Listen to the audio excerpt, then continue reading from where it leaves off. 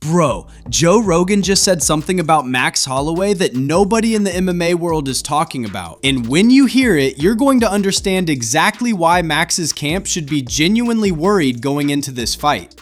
But here's the thing, it's not what Rogan said about Conor that's got people shook.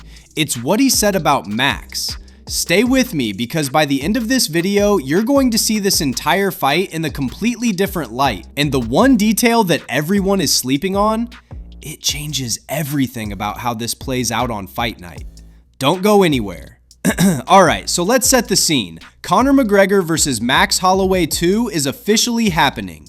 UFC 329 International Fight Week welterweight. And no cap, when this was announced, even Kamaru Usman, former pound-for-pound #1, 5-time welterweight champion, said it hadn't fully hit him yet. This is how big the moment is. Now you have to understand what's actually at stake here before we get into the Rogan stuff. Because this isn't just a comeback fight. This is Conor McGregor walking back into the octagon for the first time in nearly 6 years. 6 years, bro. The last time this man competed in the UFC, half the people watching this video were probably still in school. And the opponent? Max Holloway.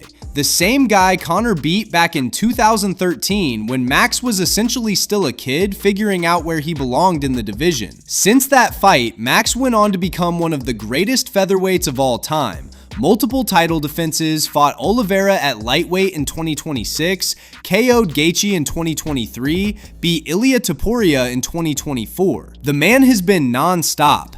Active, sharp, dangerous at every level. So when the rematch got announced, the entire MMA world immediately split into two camps. The people who think Conor still has that one more magic moment left in him, and the people who think Max is about to make a very painful statement. That's the setup. Now here's where it gets crazy. So Conor sits down with Ariel Helwani. Normal press circuit stuff, right? And Ariel brings up the Joe Rogan interview that Max had done the weekend before. And Ariel goes, "What did you make of Max's energy? He seemed really confident." Conor's response? He called it rude. Wait for it. He then said, and I quote, "Max is my son. I sunned Max when we fought those years ago, and I'm going to do so again." Ariel pushes back. He goes, "Conor, Max has gotten a lot better since you last fought. Would you not agree?" Conor looks him dead in the eyes and goes, "I don't think so. I don't see much difference. Same reactions, same movements." Bro, same reactions, same movements.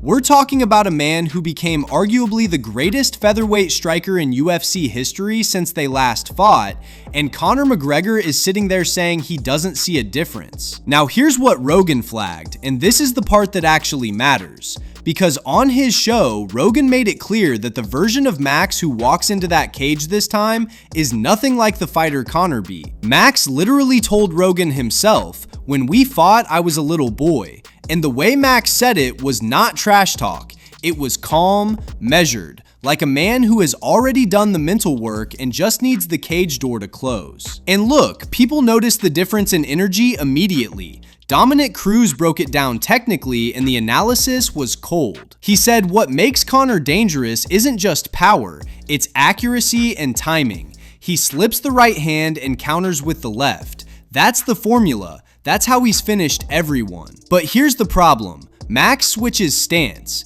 And when Max switches stance, it completely disrupts Conor's timing pattern. Cruz's point was simple. Max has the reads on Conor already. They've been in that cage together. He knows what's coming. Then Paddy Pimblett comes in with the counter argument, saying the welterweight jump actually favors Conor.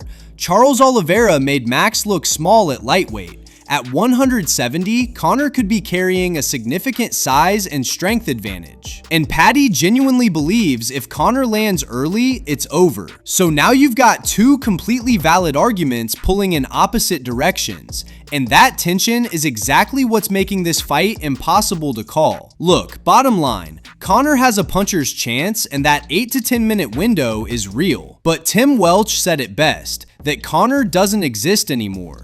The question isn't whether McGregor can still hit, it's whether the version of him that shows up is the one who's been living this fight for 6 years in his head, or the one who's actually been in a gym earning it. Max Holloway has been earning it every single year since 2013, no cap. Drop your prediction in the comments, early Conor finish, or does Max take over and make it ugly? And if you're new here, subscribe. We cover every angle of the biggest fights in combat sports before anyone else does.